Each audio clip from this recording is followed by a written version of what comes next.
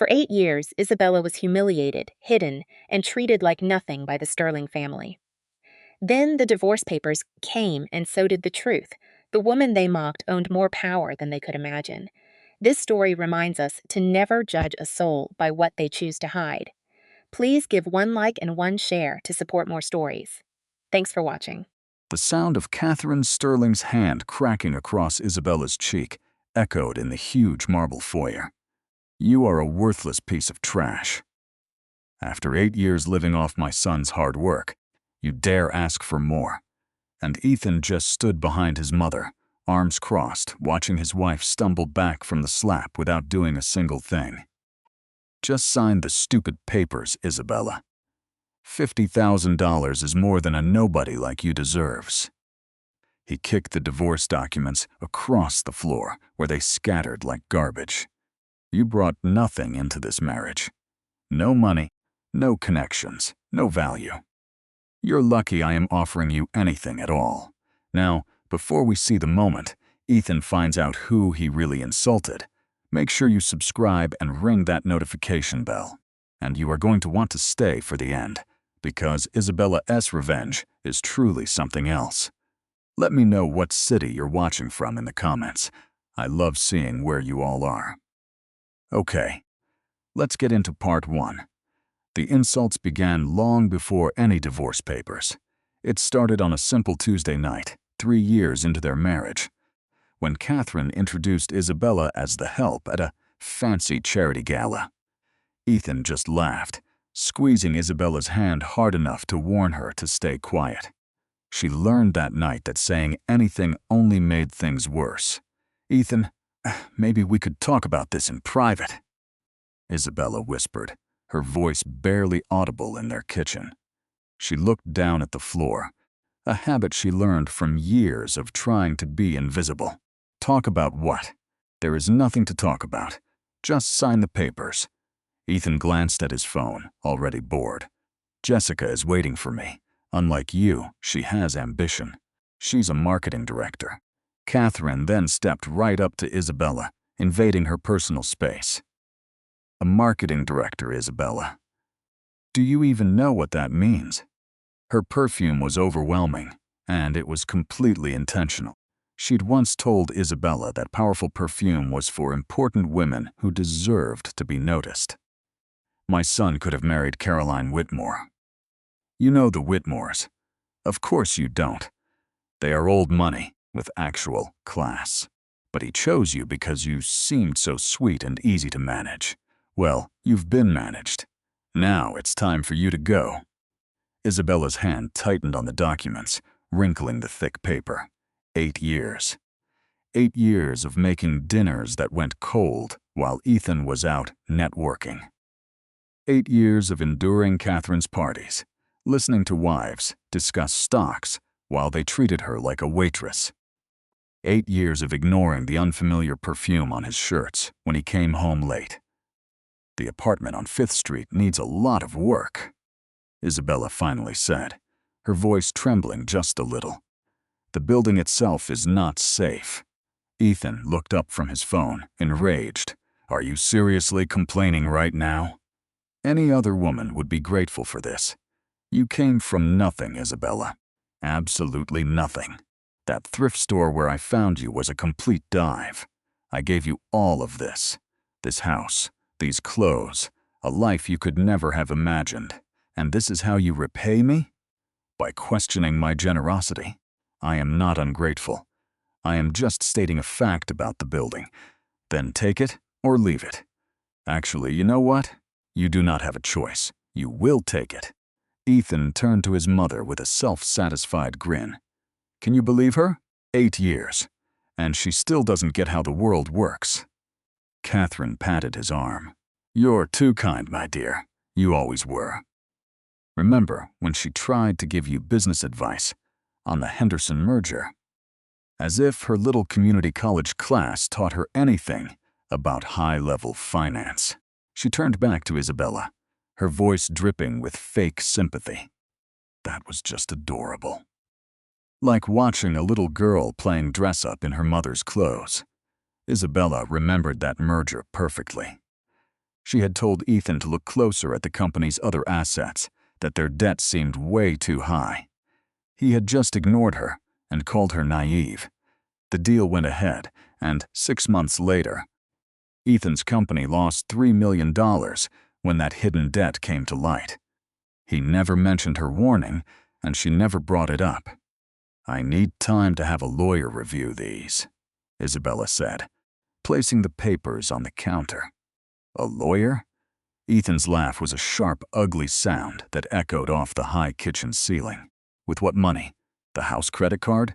I am canceling it tomorrow. You have nothing. Isabella, you have no savings, no property, and no job. What lawyer will help you?" "I have already talked to the top divorce lawyers in the city. They know me, and they know you are a total nobody." And it was true, Isabella had no money saved under her own name. Ethan controlled all the bank accounts, just as Catherine had insisted. "A wife has no need for her own money," Catherine announced at their wedding for all to hear. That's what brings trouble into a marriage, women getting ideas above their station. "Still, I want to speak with someone before I sign," Isabella maintained. Catherine moved toward her, her voice turning cold and menacing. "Listen very carefully, because I will only say this once. My son is being very generous. You have no legal recourse, no money, and no powerful friends. If you fight him on this, I will make it my personal mission to ensure every single door in this city is slammed shut in your face. I know powerful people, Isabella. Very powerful people. I can make sure you cannot even rent a small apartment in the worst part of town. So, you can sign and leave with a little something. Or you can make this difficult and leave with nothing. Which is it going to be?" The threat hung heavy in the air. Isabella looked at Catherine's face, so confident, so sure of her own power. Then she glanced at Ethan, who was already back on his phone, completely disengaged. He'd been disengaged from their marriage for years. Maybe he was never really in it at all. She had just been a convenient accessory, someone to manage his home while he climbed the corporate ladder at Apex Solutions. "I'll sign," Isabella said softly, "but I want to meet somewhere neutral. Not here and not at your office. A place that is appropriate for signing legal documents." Ethan's eyebrows shot up. "You're making demands now? That is hilarious. Fine. Whatever makes you feel important. Where do you want to go? The local library. Helios International Headquarters, Conference Room 7. This Friday at 2 p.m. The name meant nothing to Ethan. He just shrugged. "Never heard of it, but fine.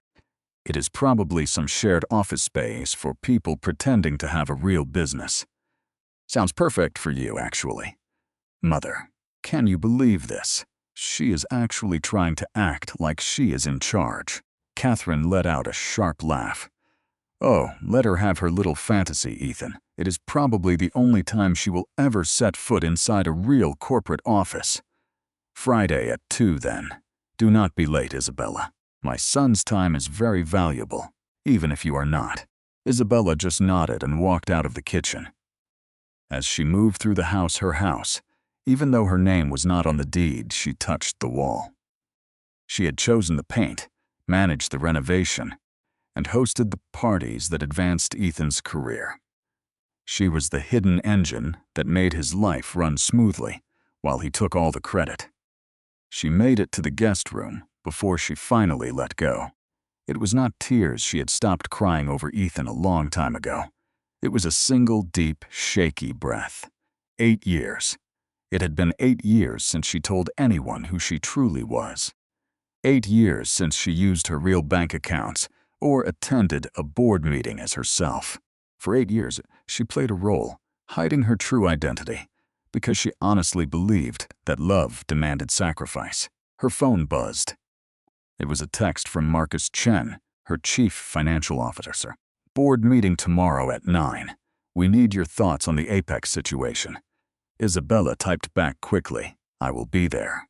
And Marcus, "Friday at 2 p.m. I need you to arrange something for me. Anything you need.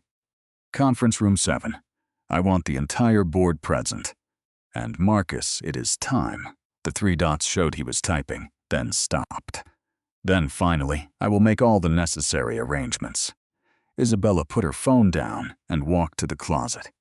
Behind all the plain dresses Catherine approved of was a locked safe.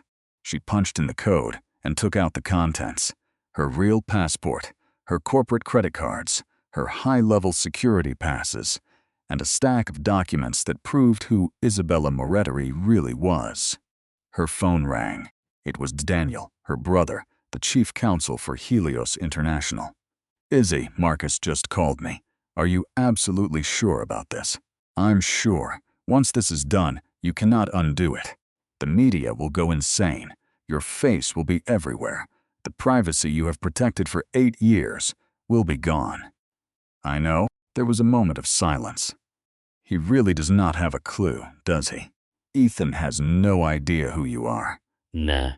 "Nah. Catherine ran a background check before we got married, but I hid everything behind shell companies and trusts. They found exactly what I wanted them to find. A nobody from a small town with nothing to her name." Daniel's voice turned serious. I looked at the divorce papers he sent. "Isabella, that prenuptial agreement he is talking about is not valid. You never legally signed it, because I had it replaced. His copy is a fake. I know, Daniel. I have always known. I just needed to see how far he would actually go, and now you see it too. Now I am sure Isabella pulled a black suit from the closet, still in its designer garment bag. She had not worn business clothes in 8 years. Daniel, I need you to do something. Pull the files on Apex Solutions. Every transaction, every contract, every single deal they have made in the last 5 years. Already done, Izzy. But there are problems, serious problems. Ethan has been cooking the books. Not very well, mind you, but enough that federal regulators are starting to ask questions." Isabella closed her eyes. Even now, after everything, some small part of her had hoped Ethan was at least competent. How bad is it? We are talking about potential securities fraud. He has been inflating asset values to attract new investors. That Henderson merger you warned him about? He buried the losses with some very creative accounting. It is all going to implode, probably in the next 6 months, maybe sooner if someone looks too closely. And if someone were to acquire Apex Solutions before that, Daniel trailed off, then that person would own the company and all of its debt. But they would also have the power to clean house, bring in new management, and maybe restructure before the whole thing collapses. Why do you ask? Because for 6 months, Ethan has been trying to pitch a merger with Helios. He has no idea that I am the one who has been blocking him. Oh, Izzy, schedule the acquisition. I want the papers ready by Friday. Make it a hostile takeover if you have to. And Daniel, I want the Sterling family estate looked into. I need to know every debt, every liability, every single mortgage Catherine is carrying. I will have it for you by tomorrow morning." Isabella hung up and stared at her reflection in the mirror. The woman looking back was a complete stranger. Thin, tired, her hair done the way Catherine liked it, her clothes chosen to be invisible instead of powerful. 8 years of erasing herself. 8 years of playing small, never again. Downstairs, she heard Ethan on the phone, his voice booming through the house. "Yeah." She signed. "Well, she will on Friday." "No, she didn't put up any kind of fight. I told you she wouldn't. Jessica, baby, she is a nobody. She always was. Come on, don't be jealous of her. You are the only woman I want. The plaza in 20 minutes. I will be there." The front door slammed. And then there was silence. Catherine appeared in the guest room doorway, not even bothering to knock. "I trust you finally understand the situation."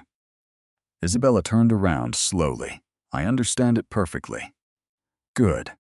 Then we can skip the drama on Friday.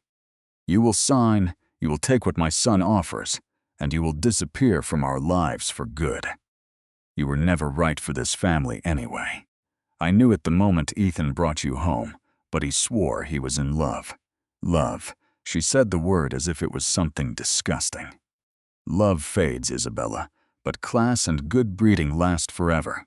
You simply can't fake pedigree. You are right about that, Isabella agreed quietly. You can't fake pedigree. Catherine seemed happy with that answer. I am glad you are finally facing reality. Don't think too badly of us, my dear. You just were not built for this kind of life. It is not your fault you couldn't keep up. After Catherine was gone, Isabella sat on the bed and let herself smile. It was not a happy smile at all. There was nothing happy about what she was planning to do, but it was going to be so satisfying. She picked up her phone again and scrolled through her contacts to a name she had not called in years.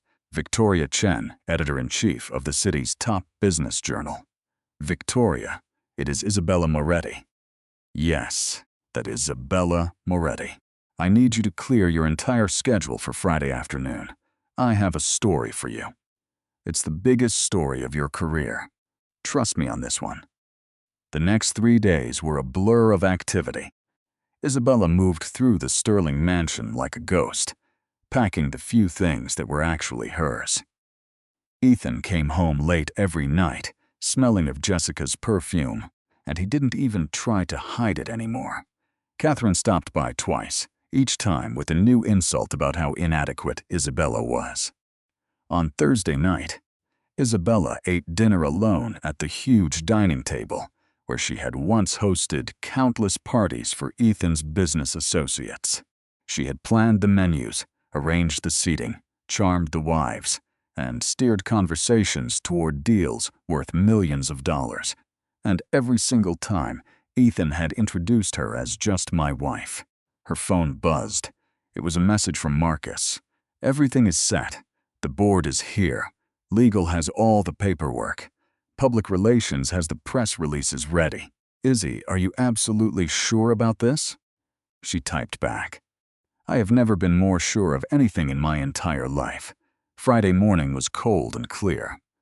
Isabella woke up early, showered, and put on the black suit she had kept hidden for 8 years. It fit perfectly. She had kept her figure, despite Catherine saying she was letting herself go. She put on her makeup with a practiced hand, styled her hair in a sleek bun, and wore the diamond earrings her father gave her when she became CEO. They had been in a safe this whole time, just waiting. She looked at herself in the mirror one last time. The woman looking back was not the meek housewife who had suffered 8 years of humiliation. This was Isabella Moretti, the youngest female CEO in the Fortune 500, the woman who built Helios International into a multi-billion-dollar empire before she was 30. The woman who was about to remind her husband what happens when you underestimate the wrong person. At 1:30, Isabella's driver, her real driver, the one she'd kept on her private payroll, picked her up from a downtown hotel. She had not told Ethan she was leaving the house. Let him think she was still there, still playing small, still under his control. The Helios International building was a monument of steel and glass in the heart of the financial district. 70 stories of pure corporate power. Isabella's private elevator took her right to the executive floor, where Marcus was waiting with a tablet and a serious expression. The board is ready. Daniel has the legal documents ready to go. PR has a reporter waiting, and Isabella. Marcus paused. Ethan Sterling just walked into the building. He is arguing with security because they won't let him pass the lobby without an appointment. Isabella checked her watch. 1:50. Send someone down to bring him up. And Marcus, make sure he takes the main elevator, the slow one. Let him see every single floor on the way up, every name on every business directory. I want him to understand exactly where he is. Marcus nodded, a small smile on his face. As you wish, Ms. Moretti. Isabella walked into conference room 7. The entire board of Helios International was there, 12 of the most powerful executives in the business. Each one of them represented billions in assets, with connections that reached all over the world. They all stood up when she walked in, a sign of respect that had become automatic years ago. Thank you all for coming, Isabella said, taking her seat at the head of the table. I apologize for the dramatic situation, but I promise you what is about to happen is absolutely necessary. David Wu, her chief operating officer, leaned forward. We have gone over the Apex Solutions files you sent. Isabella, this is going to be messy. Are you ready for the fallout? I have been ready for 8 years. The door opened. Ethan walked in with Jessica on his arm. They were both dressed for a casual lunch, not a legal meeting. Ethan looked confused at first, then annoyed when he saw the whole board sitting there. What is this? He demanded. I thought we were just signing divorce papers, not having some big corporate meeting. Isabella, what is going on here? Isabella stood up slowly, gathering the papers in front of her. Hello, Ethan. Thanks for coming. Please, have a seat. We have a lot to talk about. Jessica's laugh cut through the tense silence like broken glass. She clutched Ethan's arm tighter, her perfect nails digging into his expensive suit. Oh my God, Ethan.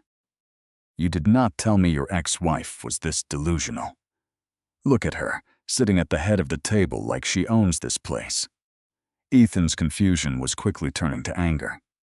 He looked around the conference room, finally noticing all the executives for the first time. Isabella, what is this game you are playing? Did you rent this room just to feel important? Is this your pathetic attempt to have the upper hand? Isabella stayed seated, her hands folded calmly on the table. Please sit down, Ethan. You too, Jessica. We have quite a few things to go over. I am not sitting anywhere until you tell me what is going on. Ethan's voice got louder. I agreed to meet you to finalize our divorce, not to watch some weird staged show. Who are all these people? Did you hire actors? Marcus Chen stepped forward, holding out his hand to Ethan. Marcus Chen, Chief Financial Officer of Helios International. I can assure you, Mr. Sterling, we are very real, and we have been looking forward to meeting you. Ethan completely ignored the outstretched hand. Helios International? I have been trying to get a meeting with your company for the last 6 months. My assistant has called your office dozens of times. You people won't even return my calls, and now you're all here for my wife's divorce hearing? This makes no sense. Ex-wife, Jessica corrected, her voice sharp. She's his ex-wife. Or will be in 5 minutes when she signs those papers and stops wasting our time. David Wu, the chief operating officer, cleared his throat. Actually, Ms. Harrison, the papers Mr. Sterling brought are completely worthless. The prenuptial agreement he's referencing was never actually filed. Ethan's face turned red with anger. What are you talking about? Of course it was. My own lawyer drew it up before we got married. Isabella signed it. I saw her do it. You saw her sign a piece of paper, Daniel Moretti stated, getting up from his chair at the table's end. But that document was never filed with the court. The copy you're holding is useless. And who the hell are you? Ethan demanded. Daniel Moretti, Chief Legal Counsel for Helios International. I'm also Isabella's brother. The room went dead silent. Ethan's mouth fell open, but nothing came out. Brother? Isabella. You told me you didn't have any family. You said you were an orphan. I said my parents were gone. Isabella corrected him gently. And they are. I never said I didn't have a brother. Jessica's grip on Ethan's arm loosened slightly. Hold on. Your last name is Sterling. His is Moretti. That doesn't make any sense. I took Ethan's last name when we got married, Isabella said. It was just easier than explaining why I wanted to keep my own. Ethan, please, sit down. This will all be much easier if you're seated. Easier? Easier? Ethan's voice cracked. Nothing about this is easy. You've lied to me for the last 8 years. You have a brother I never knew about, and he works for the company I've been trying to partner with for months. What else are you keeping from me? Isabella's face showed no emotion. Quite a bit, as a matter of fact. Sit, and I'll explain everything. Marcus pulled out a chair, gesturing for Ethan to sit down. After a tense moment, Ethan finally sat, pulling Jessica down into the chair beside him. His hands were shaking a little, so he gripped the armrests tightly to hide it. "Let's start with the basics," Isabella began. She picked up a folder from the table and pushed it toward Ethan. "Do you know what Helios International is, Ethan?" "Of course I do. You're a giant conglomerate involved in tech, manufacturing, and real estate. You operate in 30 different countries. Your yearly revenue is something like $40 billion. Ethan's confidence grew as he talked business. This was his turf, which is why I've been fighting for this partnership. Apex Solutions is a perfect fit for your company. We specialize in software integration and data analytics. Isabella finished for him. I know exactly what Apex Solutions does. I've read every business plan you submitted, every single financial projection, every market analysis. I have personally reviewed all of them." Ethan blinked. "You've reviewed them? Why would you get to see my business proposals? Open the folder." Ethan? He slowly opened the folder. The first page was a corporate organization chart. Right at the very top, in bold letters, it said Isabella Moretti, Chief Executive Officer, Helios International. The color completely drained from Ethan's face. "This is a joke. This has to be some kind of sick joke." "It's no joke," Marcus said flatly. "Isabella founded Helios International 9 years ago, 6 months before you two ever met. She built this company up from scratch. She's been the chief executive officer from the very first day." Jessica grabbed the folder, her eyes quickly scanning the pages. No, this is impossible." "Ethan, she was a clerk at a thrift store when you met her. She told you she barely got through community college. She didn't even have a car. I worked at that thrift shop 1 day a week," Isabella explained. "It's a charity shop funded by my foundation. I volunteered there because I enjoy connecting with the local community, and I didn't own a car because I have a driver. My driver was waiting for me right outside the entire time." Ethan shot up from his chair so fast it fell over. "You're lying. This whole thing is an elaborate scam. You are not a CEO. You're not a billionaire. I would have figured it out. I would have known." "How?" Isabella's voice was perfectly calm. "Your mother hired a private investigator to run a background check, and I paid that investigator very well to give her the exact information I wanted her to find. You never questioned it because it confirmed what you already believed, that I was beneath you, that I needed you, and that you were doing me a favor by marrying me, Catherine. The name was not spoken, but everyone in the room could feel its presence." Ethan's hands balled into tight fists. "My mother knew who you were. She knew all of this and never told me. Your mother knew only what I let her know. She found an Isabella Moretti who worked in retail, went to community college, and had no assets to her name. And all of that was true. She just didn't dig deep enough to find the shell companies, the offshore accounts, or the layers of corporate shields I created to protect my privacy. And why would she? She found just what she was looking for. Proof that I was worthless." Jessica stood, her voice shrill. "This is insane, Ethan. She's clearly lying. Just look at her. Does she look like a billionaire? She dresses like a librarian. For 8 years, she cooked your meals and planned your little dinner parties." "For 8 years, Isabella said, her voice turning to ice. "I tried to be a good wife to a man who treated me like property. I cooked those meals because I wanted to take care of my husband. I planned those parties because they were important for his career. I stayed quiet while your mother insulted me because I believed marriage meant sacrifice. I gave up my public life, my seat at my own company, my entire identity, all because I was foolish enough to think that love was supposed to be the priority." She stood, and something in her posture changed. It was subtle, but it was there.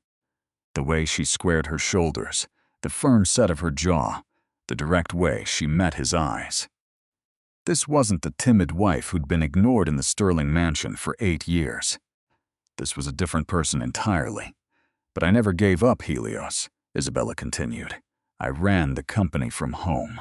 I took board meetings on video calls while you assumed I was at yoga. I negotiated billion-dollar deals while you were at the office, bragging to your friends about how well-trained your wife was. I built an empire while you built nothing but debt and a pile of lies. Lies! Ethan's voice cracked. I am not the one who's been lying for all these years. You lied about everything. Who you were, where you were from, what you were capable of. I never lied, Isabella snapped. I just didn't offer information you never thought to ask for. You never asked about my education, Ethan. You just assumed I went to community college because it fit your narrative. I have a PhD in economics from Stanford. You never once asked about my family history. My father was Roberto Moretti. Perhaps you've heard of him. That name hit Ethan like a physical blow. Everyone in the business world knew Roberto Moretti. He was a legend, an industrial giant, before he passed away 5 years ago. His companies were all over the world. His power reached every corner of global finance. Roberto Moretti's daughter, Ethan whispered. You're Roberto Moretti's daughter, and you let me... We lived in my house. I gave you a spending allowance. I told you what clothes to wear. You did, Isabella agreed. And I let you because I wanted to see if you could love me for who you thought I was, not for my family name or my money. I needed to know if you were different from all the other men who only wanted me for my father's fortune. As it turns out, you were exactly the same. No, actually, you were worse. Because at least they wanted something from me. You just wanted someone to feel superior to. Daniel stood up, moving to stand beside his sister. For 8 years, I watched you chip away at her. Every family dinner, when your mother mocked her intelligence. Every business event where you laughed off her suggestions. Every single night you came home, smelling like perfume, expecting her to just smile and pretend she didn't notice. I wanted to ruin you back then, Ethan, but she told me not to. Why? Ethan's voice was just a whisper.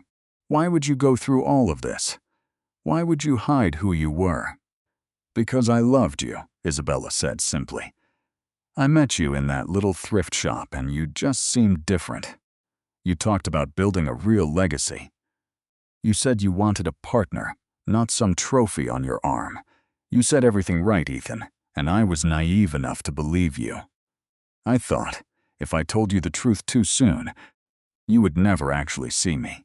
You'd just see dollar signs and business connections and a fast track to the top. I just wanted to be loved for myself first.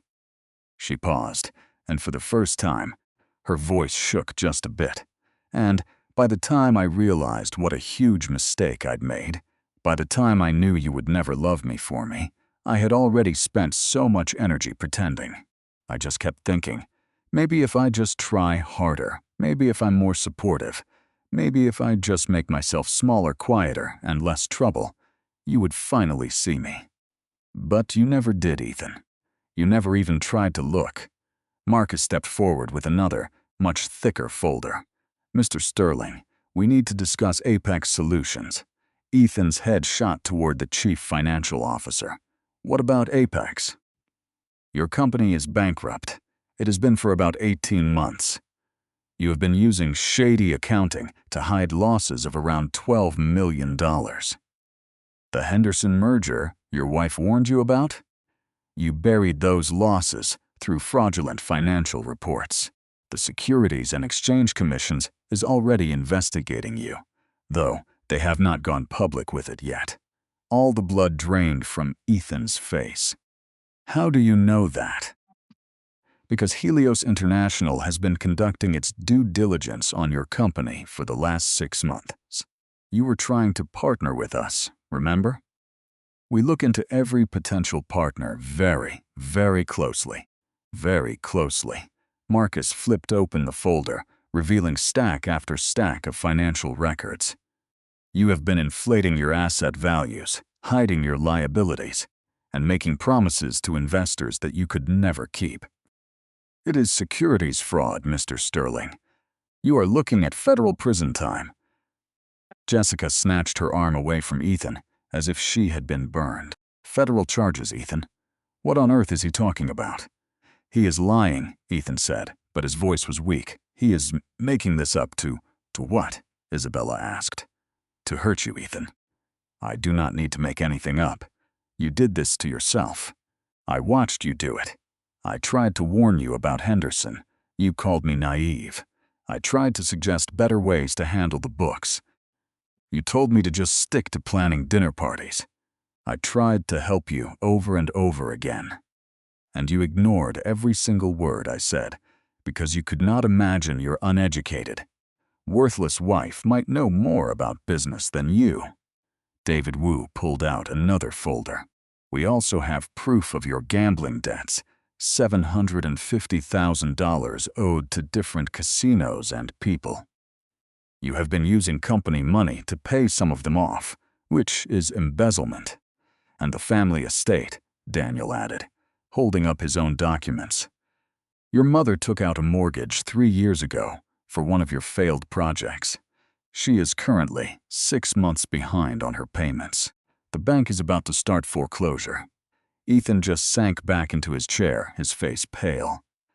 No, that estate has been in our family for generations. My mother would never risk it. Your mother risked everything for you, Isabella said softly. She believed in you so much that she bet the family legacy on you. And you failed her, Ethan. Just like you failed me. Just like you failed every single person who ever trusted you. Jessica was slowly backing toward the door. I need to go. This is insane. This is absolutely insane. Ethan, I will call you later. Sit down, Miss Harrison, Marcus said firmly. We are not quite done. I do not work for you. You cannot order me around. Actually, Isabella said, you work for Thornton Marketing, right? The agency that handles all the advertising for Apex Solutions. Jessica froze. Yes, so what? Thornton Marketing is owned by a parent company called Meridian Holdings. Meridian Holdings is part of Helios International, which means, technically, you do work for me, and I have some questions about the invoices your department submitted. Specifically, the ones for work that was never actually done, the ones you and Ethan used to funnel money out of Apex Solutions and into offshore accounts. Jessica's face went completely white. I do not know what you are talking about. Of course you do not, Isabella's voice was like ice. Sit down, Miss Harrison. Now. Jessica sat. Ethan's hands were shaking uncontrollably now. What do you want, money? Is that what this is about? I will find a way to pay you. The divorce settlement, keep it all. The house, the cars, everything. Just do not press charges. I do not want your house, Ethan. I own 17 properties all over the world. I do not want your cars. I have a garage full of cars I have never even driven. I do not want your money, because you do not have any. You are broke. You have been broke for over a year, just living on credit and borrowed time. Then what? What do you want? Isabella picked up one last folder. This one was thin and elegant. I want Apex Solutions. I am buying your company, Ethan. Well, actually, I am taking it over, since you are in no position to negotiate. The paperwork is all ready. The board has already approved it. The deal is final at 5 p.m. today. You cannot do that. The shareholders have already been told. Most of them are thrilled to have a way out before the SEC investigation becomes public. The ones who were not so thrilled became much more agreeable when we explained the alternative was watching their investment become worthless when you are arrested. Ethan stood up again, his chair scraping loudly on the floor. You are doing this just to punish me. You are ruining my life because I wanted a divorce. No, Isabella said, her voice colder than anyone in the room had ever heard. I am doing this because you destroyed 8 years of my life. Because you made me feel worthless and small and stupid. Because you let your mother abuse me and you joined right in. Because you cheated on me with this woman and dozens of others before her. And you never once felt bad about it. Because you took everything I gave you, my time, my support, my love, my business advice that could have saved this company, and you threw it back in my face like it was garbage." She walked around the table slowly, her heels clicking on the marble floor. When she reached Ethan, she stopped and looked him directly in the eye.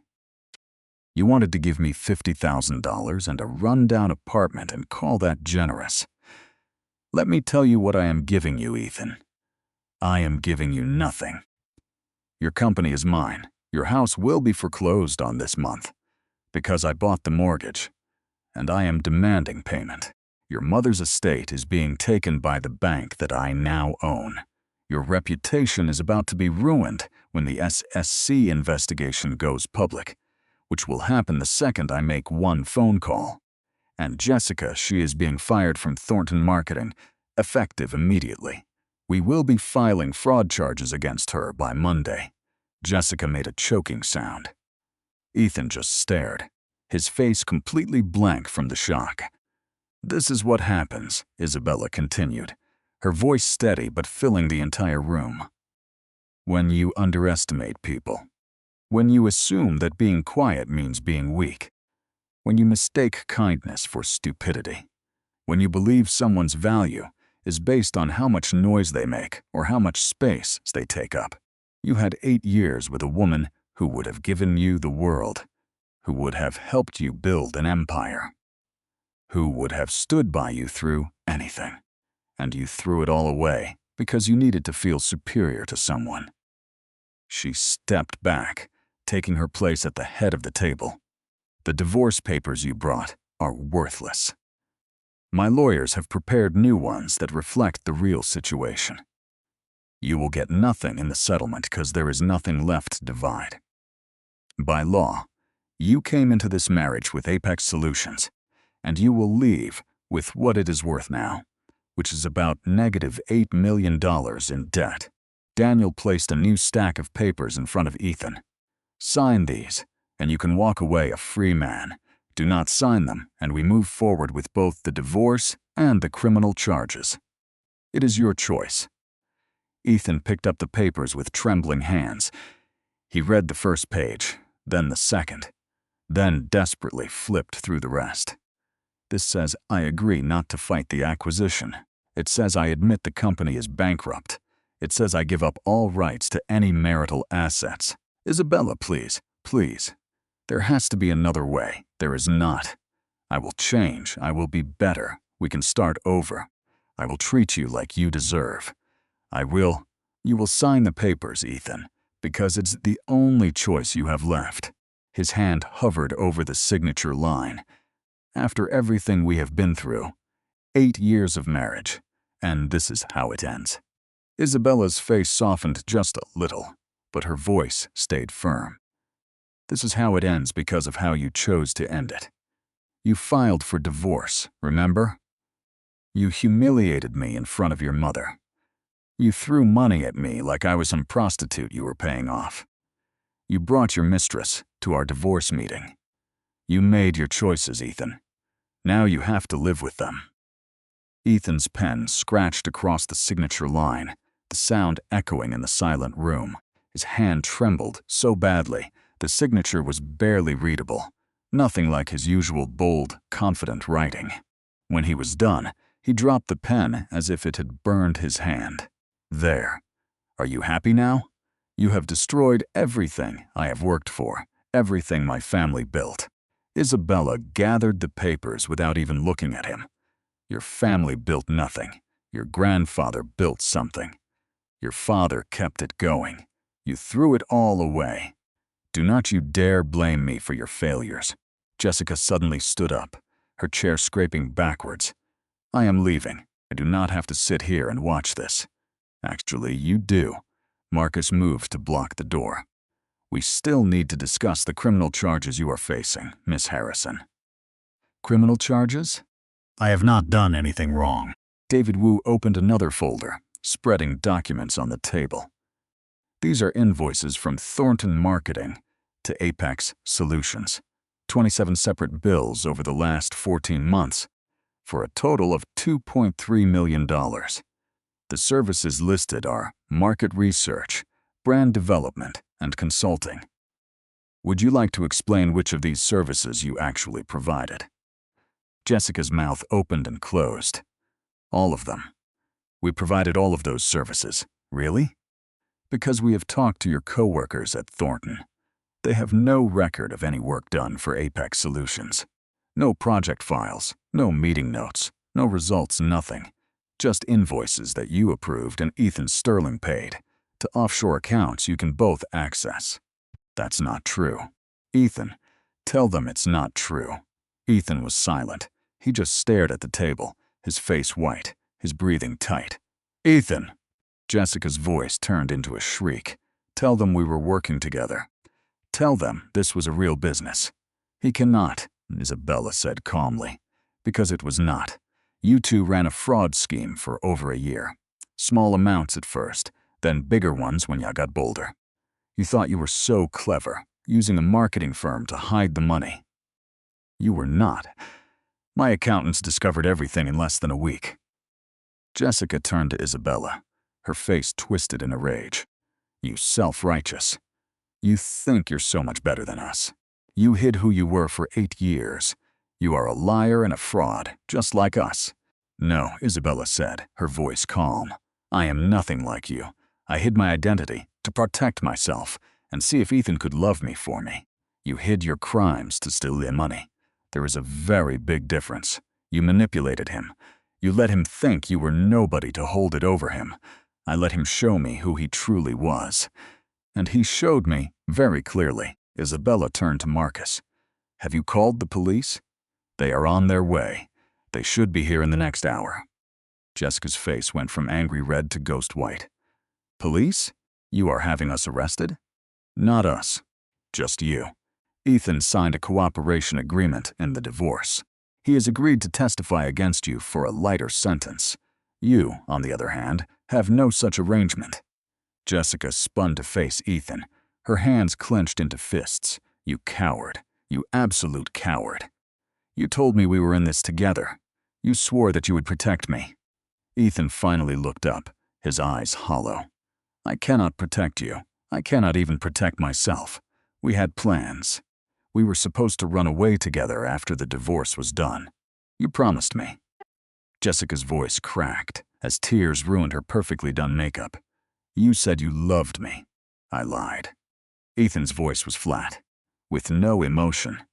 I said what you wanted to hear so you would help me hide the money. That is all it ever was.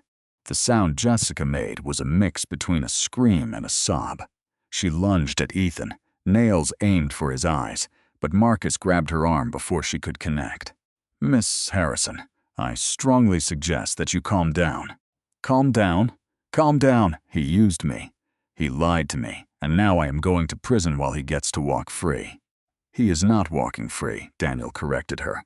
He is still facing criminal charges, just not as many. And he will be bankrupt, homeless, and nobody will ever hire him again. Prison might honestly be a better choice. Ethan flinched at her words but did not argue. He looked like a man who aged 10 years in the last hour, with slumped shoulders and a faraway stare. Isabella watched him for a long time, her expression complicated. It was not exactly pity, but it was not satisfaction either. It was somewhere in the middle that neither could put a name to. You still do not get it, do you? Ethan slowly lifted his head. Get what? That you are more powerful than me? That you won? I get it perfectly. No, you do not understand that none of this ever needed to happen. If you had just been honest with me, if you had treated me as a partner instead of property, if you had just listened when I tried to help you, we could have built something incredible together. Helios and Apex could have merged legitimately. You could have been part of something much bigger than just you. Instead, you chose to tear me down just to make yourself feel strong. I did not know who you were. That is exactly my point. Isabella's voice finally rose, the first crack in her calm appearance. You did not know who I was, and you treated me like I was trash anyway. If I had told you on day one that I was a billionaire, you would have treated me differently, but not because you respected me as a person. You would have treated me differently because you respected my money. I wanted to be loved for who I am, Ethan. Just for myself. And you could not even manage that when you thought I was a nobody. The words just hung there in the silence between them. Ethan opened his mouth, then shut it, then opened it again. I did love you in the beginning. When we first met, I really did. No, you did not. You loved the idea of me. You loved having someone who admired you, someone who made you feel important and successful. The second I was no longer useful, the second I had my own thoughts and needs, you turned on me. That is not love, that is ownership. A knock on the door interrupted them. A woman in a sharp business suit walked in, her expression professionally neutral. Ms. Moretti, Victoria Chen from Business Chronicle. You said I should be here at 3. Isabella looked at her watch. 3 o'clock on the dot. Perfect. Victoria, please, come in. Ethan's head snapped up. Business Chronicle? Isabella, what is this all about? I am holding a press conference, Isabella stated simply. Victoria is going to report the story of Helios International buying Apex Solutions. She will also be revealing my true identity as the CEO and the details of our divorce. No, absolutely not. You cannot do that. The shame, my mother, everyone will know. Everyone will know the truth. Isabella corrected. That you married a woman you believed was worthless and treated her like it, never bothering to find out who she really was. That you ran your company into the ground with your incompetence and fraud. That you betrayed your wife, your investors, and every one of your employees. Yes, Ethan, everyone is going to know. Victoria was already setting up a small recording device, her fingers typing quickly across her tablet. Miss Moretti, I have some questions ready, but I would love to get your side of the marriage. How did you maintain your cover for 8 years? I did not have a cover. I just lived my life quietly. I worked from my home office, I took meetings online, and I let Ethan believe what he wanted to believe about me. People tend to see what they expect. Ethan expected a simple housewife, so that is all he ever saw, even when evidence of something more was staring him right in the face. What proof? Ethan demanded. You never gave me any reason to think you were anything but. I have a PhD, Ethan. I corrected your financial reports on multiple occasions. I speak 4 languages fluently. I read the Financial Times every single morning at breakfast, while you read the sports section. I gave you advice on the Henderson deal that could have saved your company millions. I knew things about international trade law that most lawyers don't even know. The proof was everywhere. You just refused to look at it. Victoria's eyes were practically gleaming at the hint of this massive story. And your mother-in-law, Catherine Sterling, how did she treat you? Isabella paused for just a second, and Ethan saw his chance. Do not, Isabella, please do not. My mother does not deserve to be humiliated in public. Whatever you think of me, she was just trying to protect me. Protect you? Isabella's voice dropped to a dangerously low level. Your mother spent 8 years telling me that I was worthless. She would check my closet to make sure I was not dressing too nicely. She criticized every meal I cooked, every word I said, every single breath that I took. She called me stupid to my face at family dinners. She told all your friends I was a gold digger, even though I never touched a penny of your money besides what you gave me for groceries. She slapped me, Ethan, more than once, and you just stood there and you watched it happen. The room went totally silent. Even Victoria stopped typing, her face a mask of total shock. She what? Daniel's voice was dangerously quiet. Your mother hit you? Marcus took a step forward, his face like a storm cloud. Isabella, why didn't you tell us? Because I thought I could handle it. Because I thought if I just tried a little harder, if I was more patient, that maybe things would get better. Because I was ashamed. Isabella's voice finally cracked on that last word.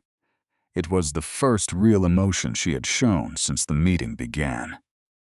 I was ashamed that I let it go on, that I stayed, that I kept trying to earn the approval of people who would never respect me no matter what I did. Ethan's face had gone from a pale gray to a sick green. I did not know she hit you, I swear. I had no idea. You knew. Isabella's eyes burned right into his. You saw the bruise on my arm after that charity event. I told you. I walked into a door, and you never questioned it, because that would have meant confronting your mother. You saw her grab my wrist so hard it left marks. You heard the names that she called me. You stood by and you let it all happen because it was easier than standing up to her. Miss Moretti, Victoria asked softly, are you saying you were physically abused during your marriage? I am saying, Isabella replied, choosing her words with precision, that my husband and his family treated me as less than human. Whether you call that abuse physical, emotional, or psychological, it was still abuse, and I stayed because I was taught that marriage is supposed to be difficult. I believed that love required sacrifice. I thought that if I just loved him enough, he would finally start loving me back. She turned to Ethan, her eyes finally filling with tears, but her voice stayed firm. But you cannot force someone to love you, Ethan. I learned that lesson far too late. You can give them everything you have, your time, your energy, even your own identity and self-respect, and it won't matter if they've already decided you aren't worth loving. Victoria was now typing furiously, her face completely focused. This is going to be massive. The business community is going to have a meltdown when this story drops. I know, Isabella said. And that's exactly why I am doing it. Because millions of women out there are being told they are not enough, not smart enough, not valuable enough, not worthy. They are being broken down and dismissed by the very people who swear they love them. And I need them to know that the person telling them they're worthless is wrong, that they possess incredible strength even when they feel completely powerless. That staying quiet doesn't make you weak. Daniel moved to stand beside his sister, putting a hand on her shoulder. Isabella, we can still stop this. We can handle the takeover privately. We can keep your name out of the headlines. You don't have to put your private life on display like this. Yes, I do. Because if I don't, then he wins. It means 8 years of being mistreated and humiliated. We're all for nothing. It means the next woman he marries suffers the same fate, and the one after that. This stops right here, right now. Ethan just shook his head, pressing his hands to his temples. You think this will destroy your mother? She's 67 years old, she has health issues, and you think the stress might kill her? Well, maybe she should have thought of that before she spent 8 years trying to destroy me. She's my mother, you say, and I was your wife. Isabella's voice finally broke, pure emotion pouring out. I stood by your side for 8 years. I supported every single dream you ever had. I gave up my career, my position in my own company, my entire identity, simply because you asked me to. I let your mother abuse me because you asked me to. I made myself invisible because it was what you needed, and the moment you decided I wasn't useful, you threw me away like garbage. The tears were now streaming down her face, and she made no move to wipe them away. You threw me away, Ethan. Like I meant nothing. Like 8 years of my life meant nothing. You gave me divorce papers and $50,000 and told me I should be grateful. So do not you dare talk to me about your mother's health. Don't you talk to me about humiliation. You humiliated me first. This is the consequence. Ethan staggered a little. I am sorry, Isabella. I am so sorry. I didn't understand. I just didn't know. You didn't want to know. There is a very big difference. She turned away from him to face Victoria again. I will answer every single one of your questions. I want the entire story published. No details omitted. Nothing watered down. Just the truth, exactly as it happened. Wait. A new voice cut through the tension from the doorway. Everyone turned. Catherine Sterling was standing there. Her face was chalk white, but she held her body perfectly straight. I need to speak with my daughter-in-law. Alone. Marcus stepped forward to block her way. Mrs. Sterling, this is a private meeting. Let her in, Isabella said, her voice quiet. We may as well see this all the way to the end. Catherine entered the room, her head high, but her hands trembled. Up close, she seemed much older than her 67 years. The flawless mask she always wore was cracking from the strain. Isabella, I need you to understand something. I understand everything I need to. Catherine, no, you don't. The older woman's voice was sharp, but had a desperate tone to it. You have no idea what it's like to watch everything you've built crumble, to see your family's reputation dragged through the dirt, to know that everything your parents and grandparents worked so hard for is about to disappear. You're right. I don't understand that. Because when my father died and left me Helios International, I didn't drive it into the ground. I made it bigger. I honored his legacy. I didn't squander it. Catherine's composure began to fray. You had opportunities I never had. You had an education. You had connections. I had the same opportunities your son had, in fact, better. And yet he failed where I succeeded. Why do you suppose that is, Catherine? Because you are ruthless. Because you will do whatever is necessary and destroy anyone who gets in your way. Because I am competent, Isabella interrupted. Because I work hard. Because I listen to people who know more than I do. And because I never let my pride cloud my judgment. All things your son failed to learn. Because you spent his entire life telling him he was special simply for existing. Catherine's face flushed a deep, angry red. How dare you? How dare I? You spent 8 years telling me that I was worthless. You inspected my outfits like I was a maid. You watched what I ate so I wouldn't gain weight. You called me stupid, useless, and beneath your family. You hit me, Catherine, several times, and now you dare to stand here and ask for my sympathy. I was trying to protect my son. From what? From having a partner who was actually capable. From having someone who could have helped him succeed. You were not protecting him, Catherine. You were protecting your own ego. You couldn't stand the thought that your son might marry a woman who did not worship you. So, you tried to break me, and when that failed, you helped him discard me. Catherine's hands were now shaking uncontrollably. If you do this, if you tell this story to the media, it will kill me. The scandal, the humiliation, I will not be able to survive it. Then I suppose we will both know how that feels. Please, the word was just a whisper. Catherine Sterling, the woman who made Isabella's life a misery for 8 years, was now on her knees, begging. Please, Isabella, I'm asking you, as a woman who made horrible mistakes, please do not do this. Isabella just watched her for a long moment. Did you ever once ask me how I felt? When you judged everything I did, when you said I wasn't good enough, when you slapped me for speaking at a dinner party. Did you ever stop to think how that affected me? Did you ever see me as a person with feelings? Catherine was silent. That's what I thought. Isabella turned back at Victoria. Mrs. Sterling's presence here changes nothing. Publish the story just as we planned. No! Catherine's voice rose to a scream. I will sue you. I am going to file for defamation. You'll do nothing, Daniel said, his voice like ice, because every single word is true, and we have all the documents to prove it. We have text messages of you calling Isabella names, emails where you insult her to your friends, and sworn statements from staff who witnessed you hit her. If you sue, we will absolutely bury you in legal paperwork. Catherine spun around to her son, desperate. Ethan, do something. Don't just stand there like a fool. Stop her. Ethan looked at his mother, his eyes completely blank. What do you want me to do, Mother? She owns it all now. She has all the power. We are left with nothing. It is over. Over? Over? Catherine's voice grew more hysterical. Your grandfather built this family from scratch.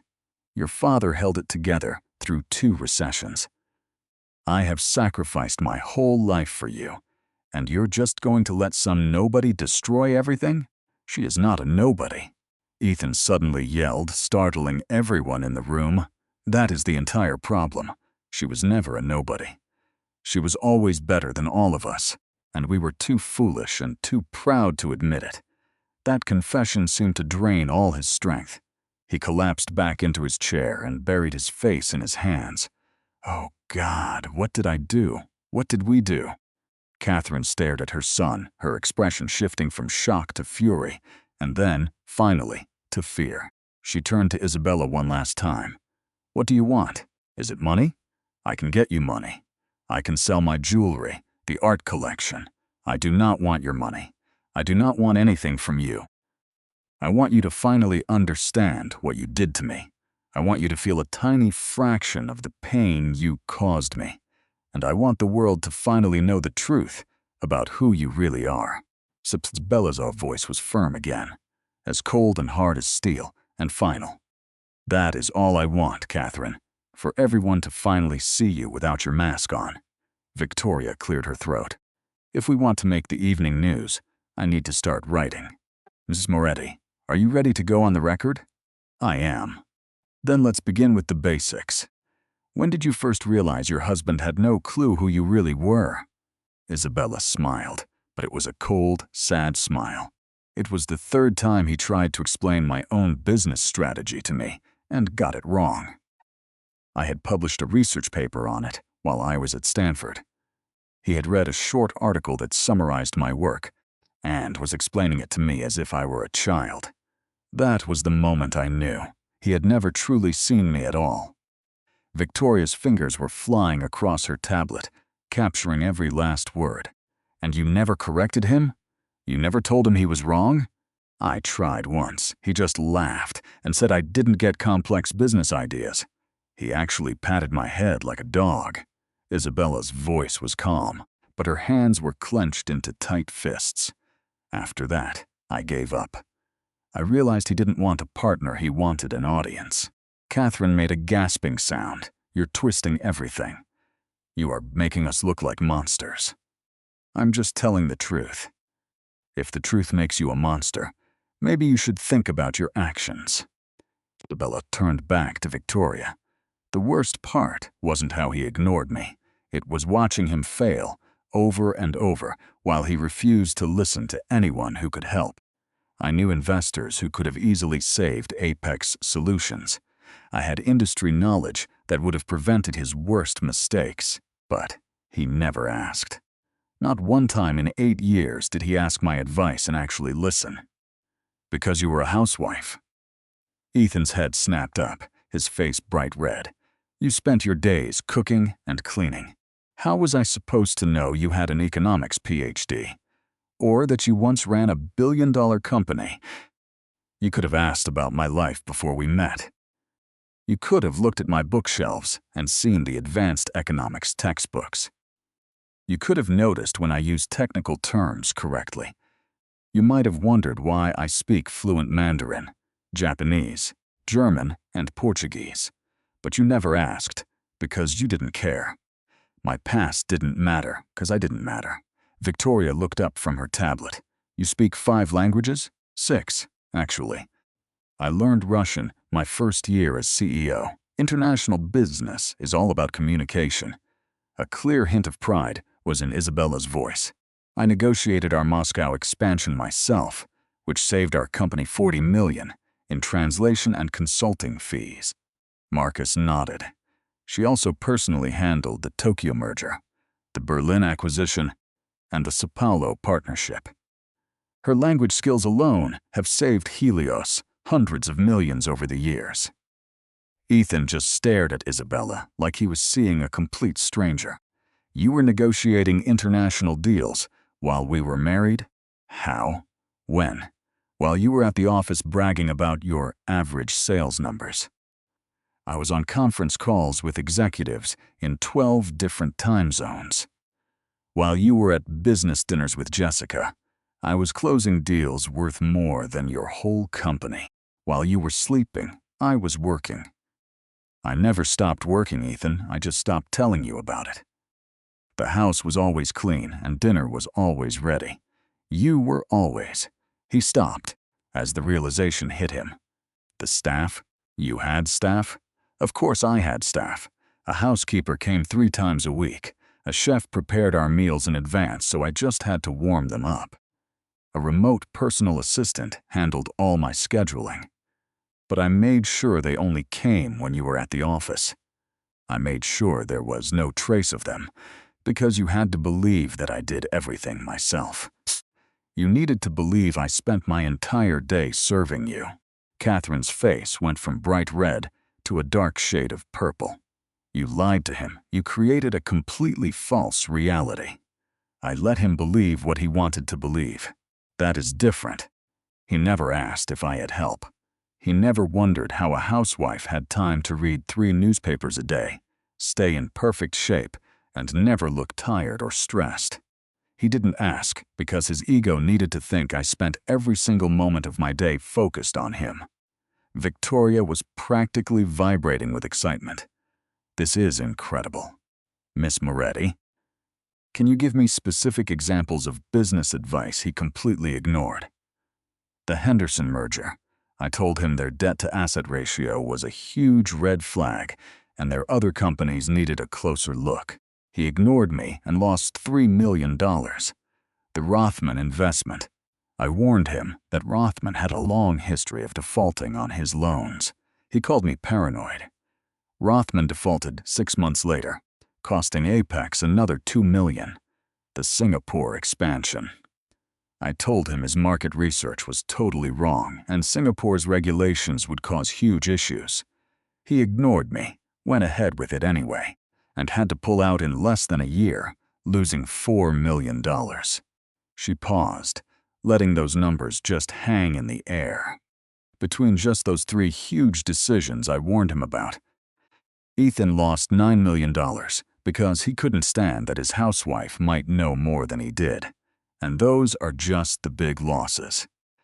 There were dozens of smaller bad calls I tried to stop. Ethan's face had gone from a sickly green to a light gray. $9 million, oh my God, $9 million because I was too proud to listen. The company would still be profitable if you had listened to her. Even once, Marcus added. We ran the numbers. Any one of those 3 decisions, made correctly, would have kept Apex Solutions from sinking. All 3, and you'd be competing with major companies right now, instead of declaring bankruptcy. Daniel pulled out another folder, this one thicker than all the others. Speaking of bankruptcy, we should talk about the full details of the Sterling family's financial situation. Mrs. Sterling, you might want to sit down for this. Catherine remained standing, with her arms crossed tightly over her chest. I know our financial situation. You do not need to explain it to me. I do not think you do, not the whole picture. Daniel opened the folder, spreading the documents out.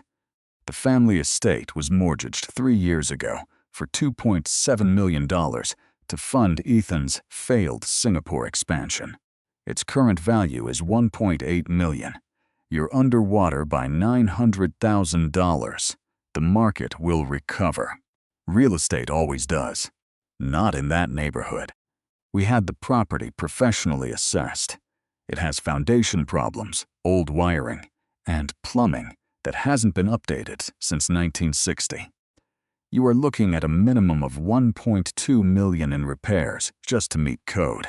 Add that to the $900,000 you are underwater, and you are at a $2.1 million deficit on a property the bank is about to foreclose on. Catherine's knees buckled a little. She grabbed the back of a chair to steady herself. That can't be possible. We've been making our payments. You have been making minimum payments on a balloon mortgage. The final balloon payment of $600,000 is due in 90 days. Where exactly are you planning to get that money from, Mrs. Sterling? There was only silence. Catherine's mouth opened and closed, but no sound came out. That is what I thought. Daniel moved on to the next stack of papers. Your investment portfolio, currently worth about $400,000. 3 years ago, It was worth $1.2 million. What happened? The market. The market is up 17% over the last 3 years. Your portfolio is down 66%. That is not the market, Mrs. Sterling. Those are horribly bad investment choices. Let me guess. You got financial advice from your son. Catherine's silence was her answer. And then there are the credit cards. Daniel laid out another stack of bills. 17 different cards, all maxed out or close to it, for a total debt of $340,000. Your minimum payments alone are costing you $7,000 a month. How are you paying for that? I am managing. Catherine's voice was barely a whisper. No, you are not managing. You are drowning. You've been taking cash advances from one card just to make minimum payments on the others. That is not management. That is a desperate shell game. Daniel's tone was not cruel, just firm. Mrs. Sterling, you are personally in debt for about $3.2 million. Your only major asset is a house worth less than you owe on it. Your income is a $2,000 a month Social Security check. The math just does not work. It's not even close to working. Catherine finally collapsed into a chair, her face ghost white. What are you saying? I'm saying you're filing for bankruptcy within 6 months, whether you like it or not. The only question is if you do it now with some dignity, or if you wait for the foreclosure and the lawsuits and do it after you've been publicly humiliated. This is your fault, Catherine whispered, staring at Isabella. You did this to us. No, Isabella said, her voice strong. You did this to yourselves. You mortgaged your home for Ethan's business ideas without even checking a single detail. You maxed out your credit cards to live a lifestyle you couldn't afford. You made terrible investments because you were too proud to hire a financial advisor. I did not make a single one of those choices. You did. Victoria was still typing, her face a mix of shock and pure professional joy. Mrs. Sterling, did you ever physically assault Isabella during her marriage? Catherine's head snapped up. That is none of your business. It is absolutely my business. I am writing a story about domestic abuse and power dynamics. Did you hit her? I may have had to discipline her when she stepped out of line. That is not the same as assault. Disciplined her? Victoria's voice went up an octave. She was your daughter-in-law, not your child. You had no right at all to discipline her. She was living in my son's house, eating his food, and spending his money. I had every right to make sure she understood her proper place. Isabella let out a sharp, bitter laugh. And there it is. The truth finally comes out. This was never about protecting Ethan. This was always about power. You had to control me, because you couldn't stand that your son married a woman you couldn't bully. You should have been grateful. We lifted you up from nothing. That's the whole point, Catherine. I was never nothing. I was always something, always someone. You just refused to see it because my value somehow threatened yours. Isabella rose, moving slowly toward the older woman. And you know what's truly ironic? I would have helped you. If you had treated me with basic decency, like family, I would have gladly used my own resources to save you all. I could have saved the estate, cleared your debts, and helped Ethan make Apex a real company. But you couldn't let that happen. It would have meant admitting you needed me. Catherine just kept shaking her head, tears streaming down her face. No, I don't believe you. You're making all of this up. You are just some con artist who has managed to fool everyone. Mrs. Sterling. Marcus's voice cut through her denial. I have known Isabella Moretti for 12 years. I was the 7th employee at Helios International. I watched her build that company from a tiny office with 3 people into a global powerhouse with over 50,000 employees. She is not a con artist. She is one of the most brilliant business minds of her generation. And you treated her like dirt because you were too insecure to see the truth right in front of your face. A knock at the door interrupted them. A security guard peeked in, looking uneasy. "Ms. Moretti, there are 2 police officers here asking for a Jessica Harrison." Jessica, who had been sitting silently in the corner since her outburst, suddenly bolted for the door. She only made it about 3 steps before Marcus blocked her path. "Mrs. Harrison, running is only going to make this worse. Get out of my way. I am not going to jail. You don't have a choice." Marcus grabbed her arm as she tried to push past him. "Officer, she's right in here." 2 uniformed police officers entered the conference room, their expressions calm and professional. The female officer stepped forward. "Jessica Harrison? That is not me. You have the wrong person." "My name is Jennifer. Jennifer Hamilton." The officer just held up a photograph. "This is you, correct?" Jessica's face completely crumbled. Please, I didn't know it was fraud. Ethan told me it was a legitimate consulting gig. I was just doing what he told me to do.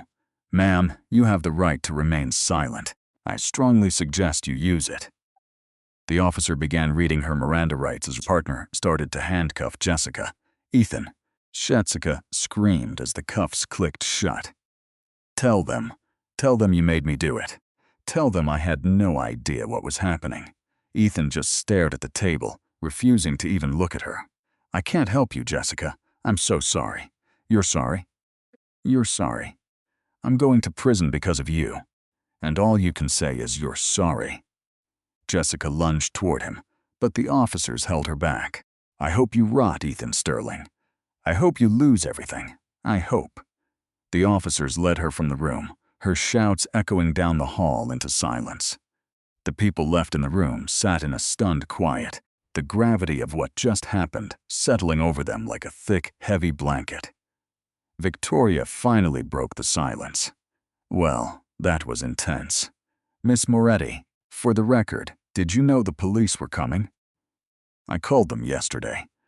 I gave them every single piece of evidence they needed to make an arrest.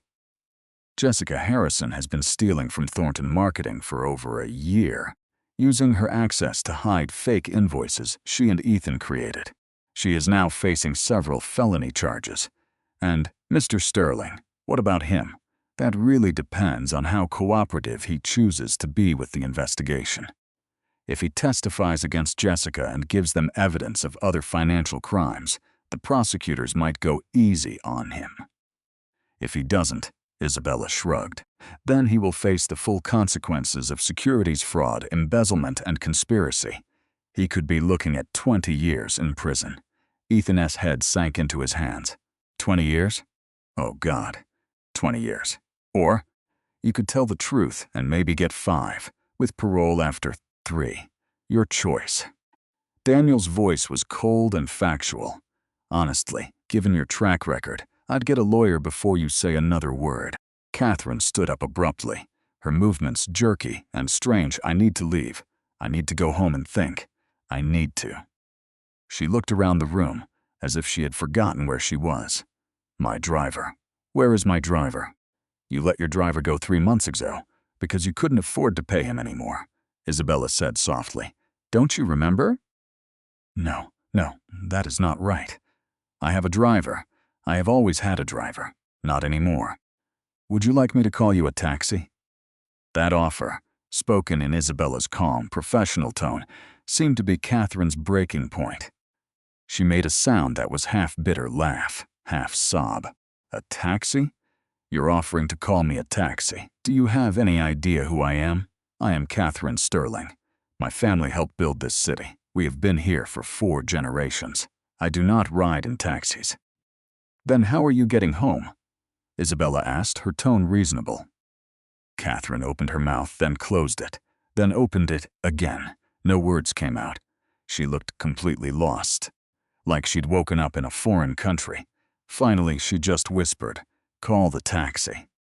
Marcus stepped out to make the call. The silence in the room felt heavy again, broken only by Ethan's shaky breathing and the sounds of Victoria typing. "Ms. Moretti," Victoria said. After a moment, "I want to ask about something you said. You mentioned staying because you believed marriage required sacrifice. Could you tell me more about that?" Isabella took a deep breath. My father raised me to believe in duty and honor. He taught me that when you make a promise, you keep it. And when you love someone, you fight for them. So when Ethan grew distant, when Catherine began her cruel campaign against me, I told myself it was just a test. I thought if I just loved them more, worked harder, and sacrificed enough, they would eventually see my worth. But they never did, because the problem wasn't me. The problem was that they had already decided I was beneath them, and not worthy of their respect. Nothing I could have done would have ever changed that fundamental lack of respect. I could have been flawless in every way, and it wouldn't have mattered, because they needed someone to look down on. And I was it. Victoria leaned forward. When did you realize your marriage was truly over? Isabella was quiet for a long time, her eyes looking far away. About 2 years ago, we were at a charity gala for one of Catherine's causes. I had spent 3 weeks planning it, coordinating every detail to make sure it was perfect. And it was. The event raised $2.3 million for children's cancer research. At the end of the night, Catherine gave a speech, thanking everyone who helped. She named the caterer, the florist, the venue manager, the musicians. She thanked every single person except me. She paused, and her voice was thick with emotion when she spoke again. Ethan was standing right next to me. He heard her thank everyone else. He knew I had done almost all of the work. And he said nothing. He didn't correct her, didn't acknowledge what I'd done. He didn't even squeeze my hand. He just stood there smiling at his mother, so proud of her speech. That's when I knew. I wasn't invisible by accident. I was invisible by design. They wanted me to disappear. What did you do? What did you do? I went to the ladies' room and cried for 20 minutes. Then, I fixed my makeup, walked back out, and smiled for the rest of the evening, because that's what I had learned how to do. Swallow the pain, hide the hurt, and pretend that everything was okay. Isabella's hands were trembling just a little. But that night, I also called Daniel. I told him to start working on my exit strategy. I told him my marriage was over. I just had to find a way to end it without destroying myself. Though, Daniel nodded.